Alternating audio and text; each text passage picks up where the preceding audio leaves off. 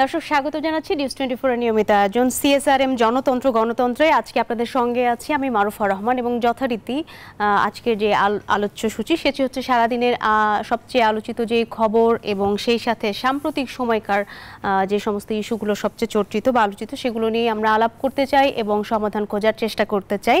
আমাদের সঙ্গে আজকে স্টুডিওতে যুক্ত আছেন টিবিএন 24 এর প্রধান সম্পাদক নাজমুল আশরাফ। আপনাকে স্বাগত জানাচ্ছি সিএসআরএম জনতন্ত্র গণতন্ত্রে। এবং দর্শক আমাদের সঙ্গে আরও যুক্ত আছেন শিক্ষক আন্দোলনের বর্তমান যে প্রেক্ষাপট তার সে বিষয়ে আলাপ করতে বাংলাদেশ বিশ্ববিদ্যালয় শিক্ষক ফেডারেশনের মহাসচিব অধ্যাপক ডক্টর নিজামুল হক ভূঁইয়া এবং আমাদের সঙ্গে আরও যুক্ত হওয়ার কথা রয়েছেন লন্ডন থেকে রাজনীতি বিশ্লেষক রিজওয়ানা আনোয়ারের। দর্শক আমরা শুরুতেই যে বিষয়ে আলাপ করতে চাই সেটি হচ্ছে শিক্ষক আন্দোলনে অচল পাবলিক বিশ্ববিদ্যালয়। এই ইস্যুতে কয়েকদিন ধরেই শিক্ষক আন্দোলন চলমান রয়েছে এবং সেই আন্দোলন ধীরে ধীরে বিভিন্ন মাত্রা পাচ্ছে। তো প্রথমেই আসলে আমরা নাজমুল আশরাফ আপনার কাছে আসতে চাই, বিশ্ববিদ্যালয়ের শিক্ষকদের এই আন্দোলনটা আসলে কতখানি যৌক্তিক বলে আপনি মনে করেন? ধন্যবাদ আপনাকে। দেখেন, শিক্ষকরা কিন্তু এরই মধ্যে তাদের দাবি দেওয়া সম্পর্কে বলেছেন এবং তাদের দাবির যৌক্তিকতা তুলে ধরছেন। টানা 5 দিন ধরে এই ধর্মঘট হচ্ছে, বিশ্ববিদ্যালয়গুলো অচল হয়ে যাচ্ছে, শিক্ষার্থীরা উদ্বেগে আছে, সেশন জটের আশঙ্কায় আছে, এই আলোচনাগুলো চলছে টানা। কিন্তু এই শিক্ষকরা যেই দাবিতে আন্দোলনটা করছেন সেটা নিয়ে আলাপ আলোচনার মাধ্যমে সমাধান করা সম্ভব কেন হচ্ছে না? এবং বিশ্ববিদ্যালয়ের শিক্ষকরা যে নতুন আপনার এই পেনশন স্কিমের বিরোধিতা করছেন সেটা যথেষ্ট যৌক্তিক। যেটি এত বছর চলমান ছিল সেটাকে কেন বদলাতে হলো? তারপর তারা বলছেন যে তাদের জন্য যে স্কিমটি দেওয়া হয়েছে এটি বৈষম্যমূলক এবং প্রজাতন্ত্রের কর্মকর্তা কর্মচারী যারা সরকারি চাকরি করেন তাদের সাথে তারা কম্পেয়ার করছেন বা তুলনা করছেন এবং তারা দোষ দিচ্ছেন আমলাতন্ত্রকে।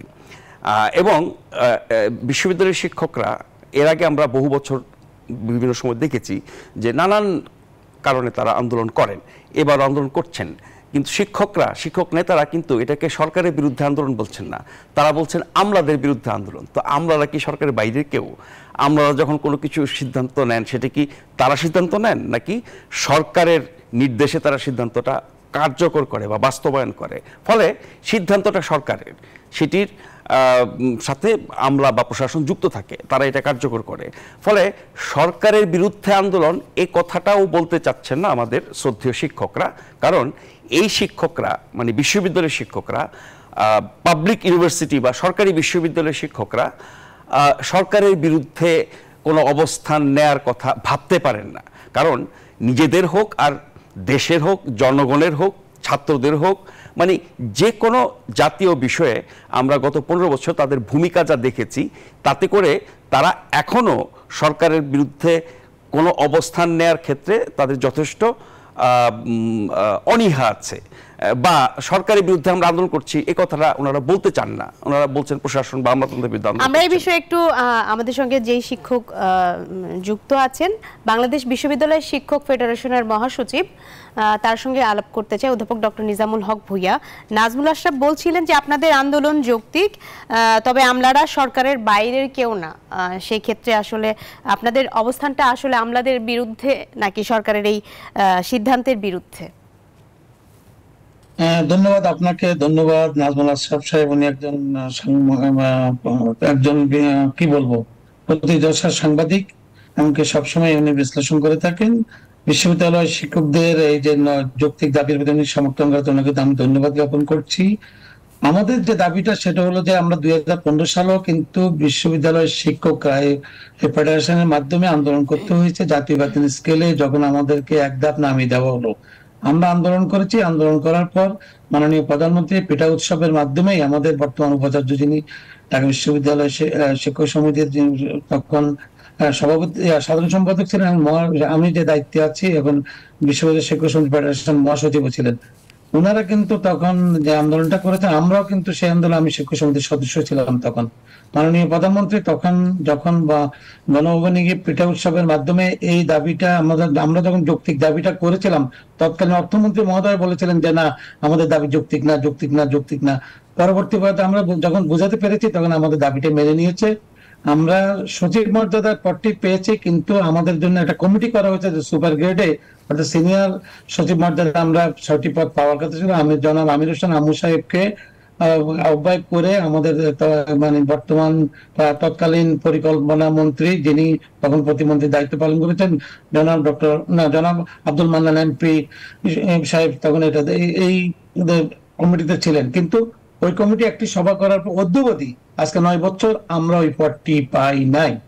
তো পরবর্তী পর্যায়ে এই যে প্রত্যয় স্কিম যেটা করা হচ্ছে, প্রত্যয় স্কিম মাননীয় প্রধানমন্ত্রী যে 4টি স্কিম করেছেন, আমরা সেটাকে স্বাগত জানিয়েছি, কারণ যাদের কখনো পেনশন ছিল না তাদের জন্য। কিন্তু আমাদের বিশ্ববিদ্যালয়ের শিক্ষকদের তো পেনশন স্কিমে আমরা সরকারি কর্মকর্তারা যেখানে আছে আমরা তো সেখানে ছিলাম। হঠাৎ করে 1 জুলাই থেকে আমাদেরকে প্রত্যয় স্কিমে আনা হলো। আমাদের পরিষ্কার বক্তব্য, বিশ্ববিদ্যালয়ের শিক্ষকদেরকে প্রত্যয় স্কিম থেকে প্রত্যাহার করতে হবে, করাতে হবে।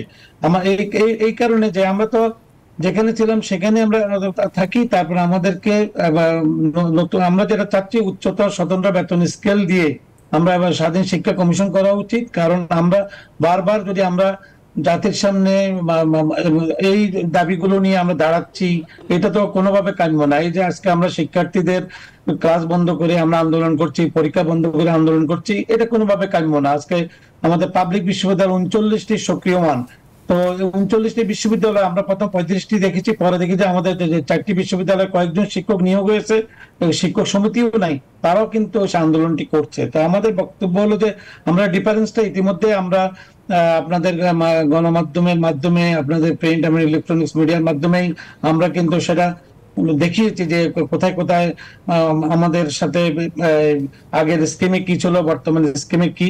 তো আমরা প্রত্যেক স্কিম যাদের জন্য করা হয়েছে করুক, কিন্তু আমাদের বিশ্ববিদ্যালয়ের শিক্ষকরা আমরা ওখানে থাকতে চাচ্ছি না। আমরা যেটা আমাদের দাবি উচ্চতর স্বতন্ত্র বেতন স্কেল, তারপর আমাদেরকে সুপার গ্রেডটি যেন আমাদের থাকে, সেখানে হলে আমার মনে হয় যে আমাদের এই আন্দোলনটা যৌক্তিক আন্দোলন থাকবে এবং সরকারও আমাদের সাথে এই আলোচনা নিয়ে যখন বসে আমরা সেই বক্তব্যটাই আমরা দেব।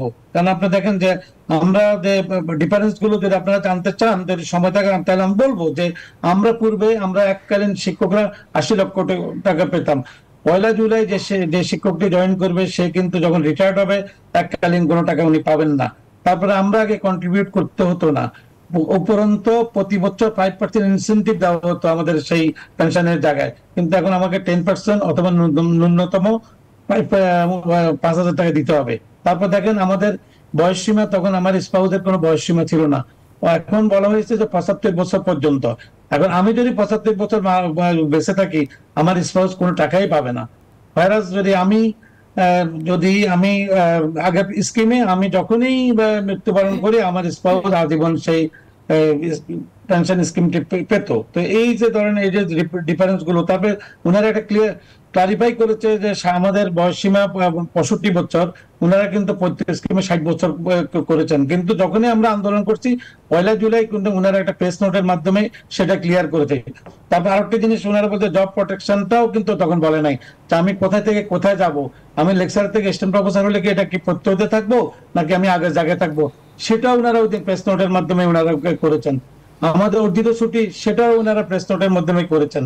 তো তাহলে আপনি দেখেন, তারপর আমরা ফেস্টিভ্যাল ভাতা, মেডিকেল ভাতা, ফেস্টিভ্যাল আমরা 2 ঈদে ভাতা পেতাম, বৈশাখী ভাতা পেতাম, সেটাও প্রত্যেক স্কিমে নেই। তাহলে সাধারণত মানুষকে যে জায়গায় আছে সেই জায়গায় অথবা নতুন করে সুযোগ দেওয়া হয়।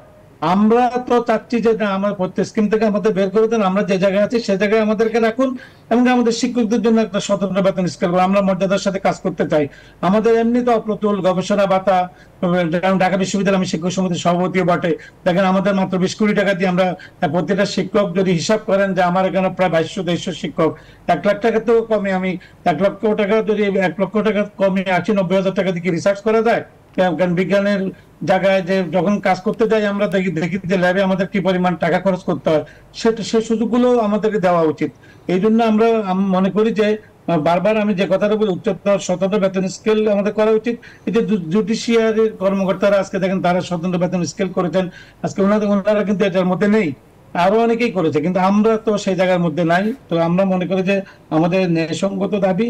আমরা যখন জি ডক্টর নিজামুল হক ভূঁইয়া, আপনার বক্তব্যের মধ্য দিয়ে অনেকখানি আসলে আপনাদের আন্দোলনের পেছনে আপনাদের যে যৌক্তিক দাবিগুলো সেগুলো আপনারা তুলে ধরেছেন, সেগুলো আপনার বক্তব্যের মধ্য দিয়ে এসেছে, এবং কেন এটিকে আপনারা বৈষম্যমূলক বলছেন এবং এর প্রভাব কি সেটিও নিশ্চয়ই দর্শক বুঝতে পেরেছে। আমরা আসলে একটি বিরতিতে যেতে চাই, বিরতির পরে এসে আমরা আলাপ করব আমাদের দ্বিতীয় যে এজেন্ডা রয়েছে, সেটা হচ্ছে ইংল্যান্ডের লেবার দলের জয় এবং বাংলাদেশে অভিবাসীদের শঙ্কা। দর্শক, বিরতির পরে আবারও স্বাগত জানাচ্ছি সিএসআরএম জনতন্ত্র গণতন্ত্রে। আমরা আলাপ করছিলাম শিক্ষক আন্দোলন নিয়ে, সে বিষয়ে আবারও একটু যেতে চাই নাজমুল আশরাফ আপনার কাছে। আমি ছোট্ট একটা বিষয় যোগ করতে চাই। ডক্টর নিজামুল হক, বিশ্ববিদ্যালয় শিক্ষক সমিতি ফেডারেশনের মহাসচিব, তিনি যা বলেছেন আমি মোটামুটি শুরুতে বলেছি একমত, কিন্তু এখানে কেন ওনাদের এই যৌক্তিক দাবি মেনে নেওয়া হচ্ছে না সেটার ব্যাপারে আমার শুধু একটা পয়েন্ট, যে ওনারা শিক্ষা খাত থেকে শুরু করে বিশ্ববিদ্যালয়ের শিক্ষকরা তো জাতির পথ প্রদর্শক, জাতির বিবেক, জাতিকে পথ দেখান, এবং বাংলাদেশের গোটা ইতিহাস স্বাধীনতার আগে পরে সবসময় ওনারা এই কাজটা করেছেন। কিন্তু গত 10-15 বছরে আমরা এই জাতীয় দায়িত্বটা পালনের ক্ষেত্রে ওনাদের যথেষ্ট তৎপরতা দেখি নাই, বা দেখি নেই বলা যায়। আমি এটা জাতীয় দায়িত্বের কথা বাদ দিলাম, শিক্ষা খাতের কথা যদি বলি, প্রতি বছর আপনি যদি সূক্ষ্মভাবে হিসাব করেন শিক্ষা খাতে বরাদ্দ কমছে, শিক্ষার মান কমছে, শিক্ষা খাতে নানাবিধ সমস্যা, দুর্নীতি, অনিয়ম থেকে শুরু করে অনেক কিছু। এই যে স্যার বলছিলেন গবেষণা বরাদ্দের কথা, শিক্ষার বরাদ্দ আমি যোগ করলাম, এই সব কিছুর ব্যাপারে ওনারা কিন্তু কখনোই এতটা সোচ্চার বা তৎপর হন নাই, কারণ তাদের মনে হয়েছে সেটি সরকারের বিরুদ্ধে যাবে। এখন যে সরকারের একটা সিদ্ধান্তের বিরুদ্ধে আন্দোলন করছেন সেটার ব্যাপারে তারা বলছেন তারা সরকারের বিরুদ্ধে না। মানে সরকারের যদি আপনি এত বান্ধব বা এত অনুগত বা সরকারের পক্ষে এত বেশি থাকেন, তখন সরকার আপনাকে গুরুত্ব দেবে না, দাম দেবে না, মর্যাদা দেবে না, সম্মান দেবে না, এটাই স্বাভাবিক। এখন শিক্ষকদের আন্দোলন বড় ঘটনা, কিন্তু সারা দেশের সকল পাবলিক বিশ্ববিদ্যালয়ের শিক্ষকরা, কর্মচারীরা, কর্মকর্তারা ধর্মঘট করছেন, তার কি কোনো প্রভাব পড়ছে কোনোভাবে? হ্যাঁ, বিশ্ববিদ্যালয় ক্ষতিগ্রস্ত হচ্ছে, কিন্তু এটার যে প্রভাব পড়া সমাজে, জনমতে এবং সরকারের টনকনড়া, তার কোনো কিছুই হচ্ছে না। কারণ শিক্ষকদের এই ভূমিকা, এই বিগত দিনের ভূমিকার সাথে মিলিয়ে মানুষ যখন ভাবে তখন তাদেরকে সমর্থন দেয় না। আপনি গণমাধ্যমে এবং সামাজিক মাধ্যমে এই শিক্ষকদের এই আন্দোলন নিয়ে আপনি ইতিবাচকের চেয়ে নেতিবাচক মন্তব্য বেশি দেখবেন। আমি বলছি বিশ্ববিদ্যালয় শিক্ষকদের যে মর্যাদা, তাদের যে গুরুত্ব, তাদের যে দায়িত্ব, সেই জায়গায় তাদের নিশ্চয়ই আলাদা বেতন স্কেল হওয়া উচিত, তাদের বেতন ভাতা অনেক বেশি হওয়া উচিত। কেন সরকারি কর্মচারীদের সাথে, কর্মকর্তাদের সাথে তুলনা করা হবে? সেই জায়গাগুলো যে সরকার মানে না, পাত্তা দেয় না, এখনকার আন্দোলনেও তারা কোনো গুরুত্ব দিচ্ছে না, তার কারণ হচ্ছে আপনারা অতিমাত্রায় সরকার বান্ধব ছিলেন, সেটি তাদের আসলে অতীতের যে সেই সুযোগটাই সরকার নিচ্ছে, বিষয়গুলো সেই সুযোগ। জি, আমরা আসলে দ্বিতীয় আরেকটি ইস্যুতে আলাপ করতে চাই এই পর্বে, সেটি হচ্ছে 14 বছর পর যুক্তরাজ্যে লেবার দলের জয় এবং অভিবাসন নীতি। এই বিষয়ে আলাপ করতে আমাদের সঙ্গে ইতিমধ্যেই জুমে যুক্ত হয়েছেন সুদূর লন্ডন থেকে কলামিস্ট এবং রাজনীতি বিশ্লেষক ডক্টর জাকির রেজওয়ান আনোয়ার। ডক্টর জাকির রেজওয়ান আনোয়ার, আপনাকে স্বাগত জানাচ্ছি সিএসআরএম জনতন্ত্র গণতন্ত্রে, এবং এই নির্বাচন নিয়ে আপনার মূল্যায়ন জানতে চাই। লেবার দলের যে জয় এবং সেই সাথে যুক্তরাজ্যের নির্বাচনে আবারও জয়ের মুকুট মাথায় উঠল 4 বঙ্গকন্যার, চতুর্থবারের মতো এই যে জয় তাদের, এটিকে কিভাবে দেখছেন এবং অভিবাসন নীতিটা আসলে এখন কেমন হবে? ধন্যবাদ। আপনি অনেকগুলো প্রশ্ন করেছেন, আমি এক এক করে ছোট করে উত্তর দেওয়ার চেষ্টা করছি। প্রথমে যে সার্বিক মূল্যায়নে বলবো যে এবার যে লেবারের যে জয় হয়েছে সেটা কিন্তু দ্বিতীয় বিশ্বযুদ্ধের পরে, মানে এটাই হচ্ছে সবচাইতে বড় জয়।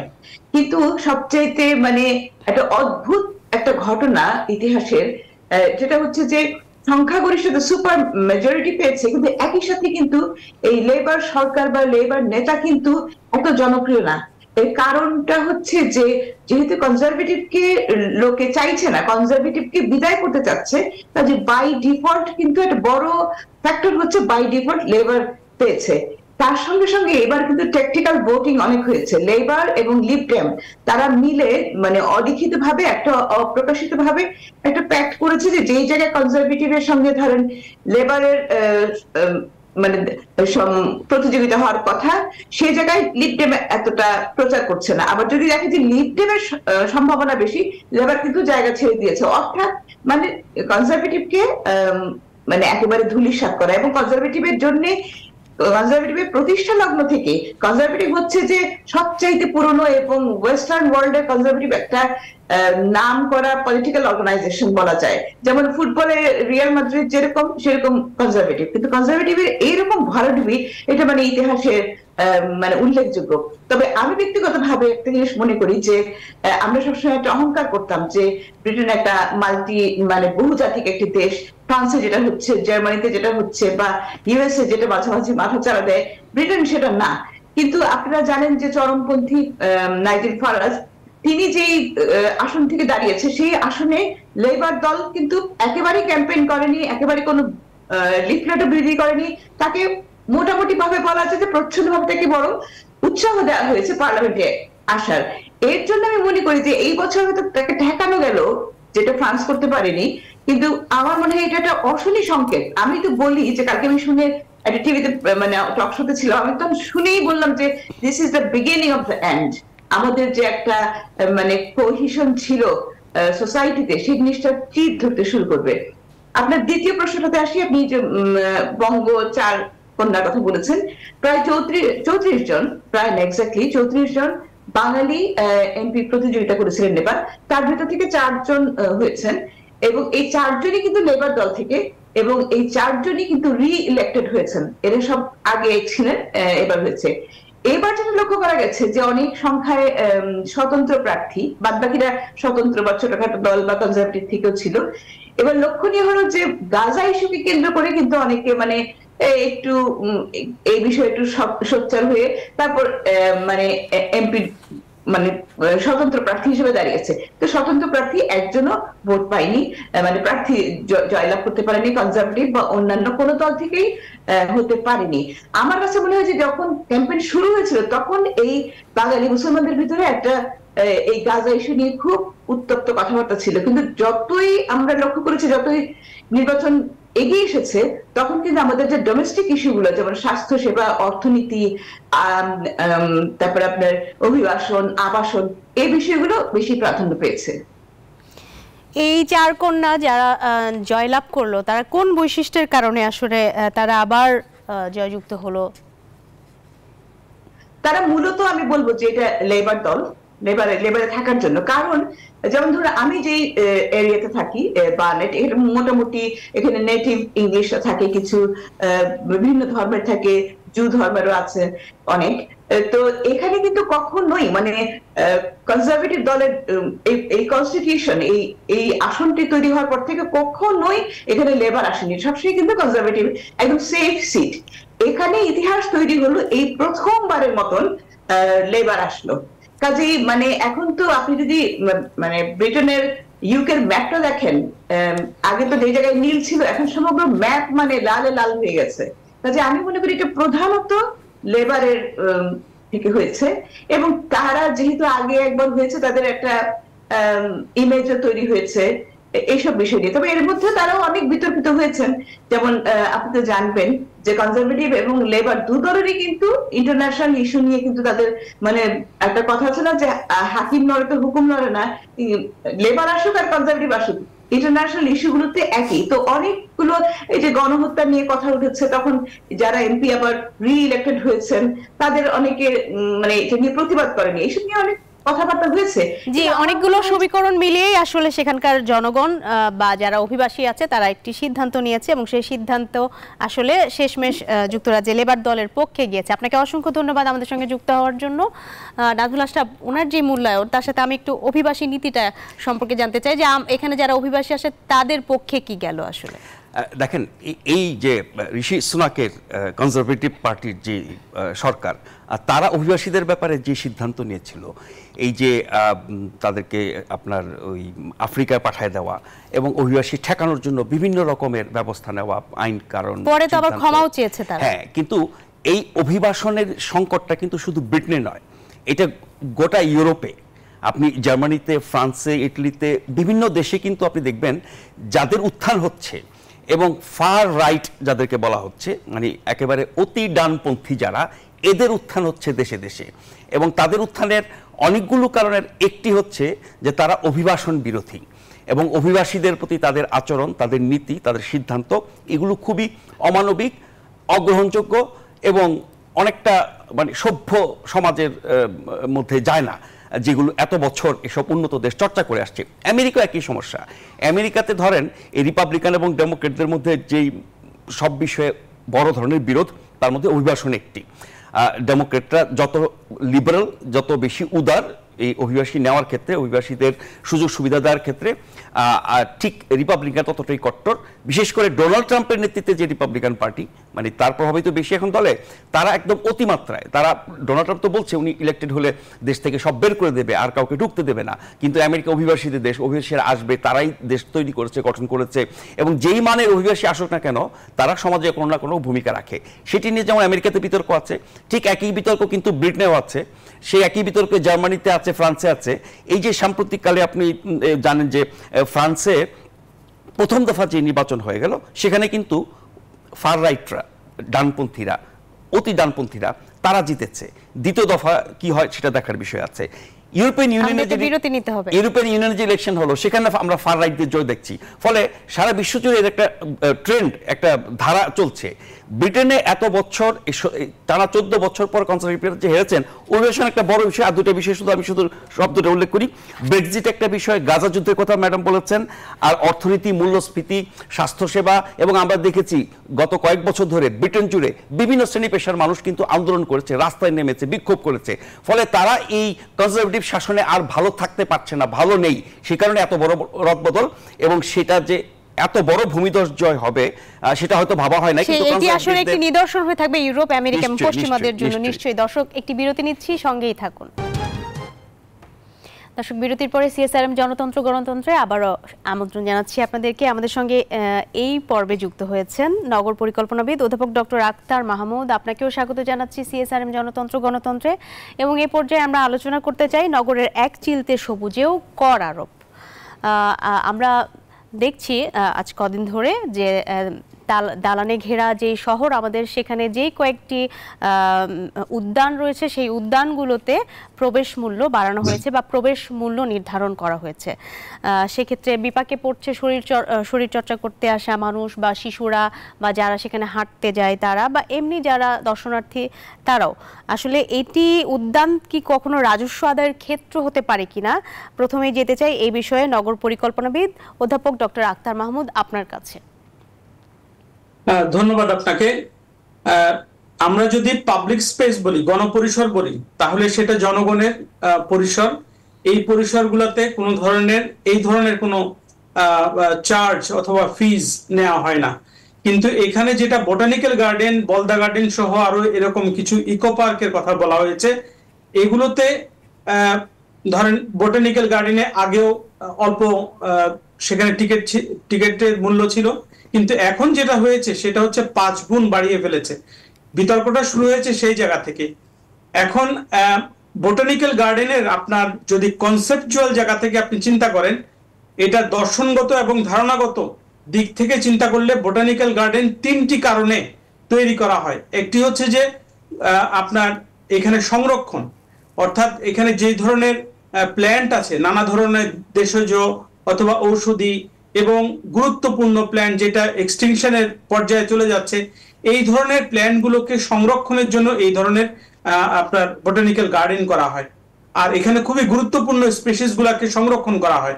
দ্বিতীয়টি হচ্ছে শিক্ষা, আর তৃতীয়টি হচ্ছে গবেষণা। এখন এই ধরনের বোটানিক্যাল গার্ডেন সাধারণত মানুষের শিক্ষার জন্য, ছাত্র, কলেজের ছাত্র এবং বিশ্ববিদ্যালয় পর্যায়ে এবং সাধারণ মানুষকে এগুলো দেখানোর জন্য এটা তৈরি করা হয়। তো সেই ক্ষেত্রে একটা উচ্চ মূল্য যখন এখানে আরোপ করা হয়, তখন এটা মানুষকে নিরুৎসাহিত করা হয়। তো সেই জায়গা থেকে আমি বলবো যে এই যে 5 গুণ টিকিটের মূল্য করা হলো, এটা কখনোই গ্রহণযোগ্য হতে পারে না। এটা ঠিক বিবেচনা প্রসূত হয়নি।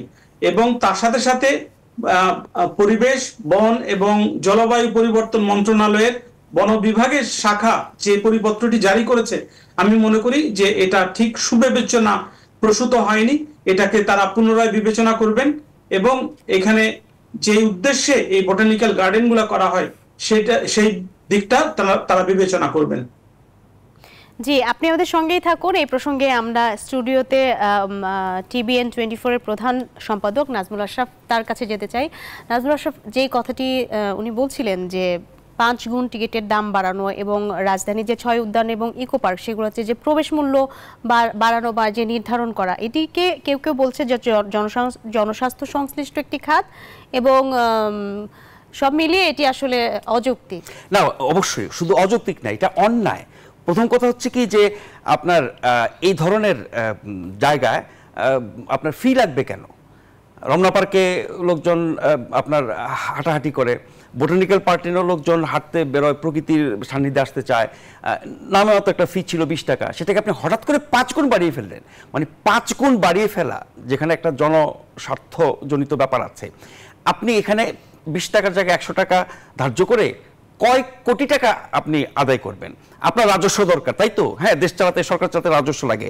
আপনি রাজস্ব বাড়ানোর জন্য আপনি এই বোটানিক্যাল গার্ডেনের ফি বাড়ান, আপনি বিদ্যুতের উপরে দাম বাড়ান, আপনি পানির দাম বাড়ান, আপনি গ্যাসের দাম বাড়ান, অথচ আপনি কর ফাঁকি বন্ধ করেন না, আপনি দুর্নীতি বন্ধ করেন না, আপনি চুরি বন্ধ করেন না, অপচয় বন্ধ করেন না, অর্থ পাচার বন্ধ করেন না।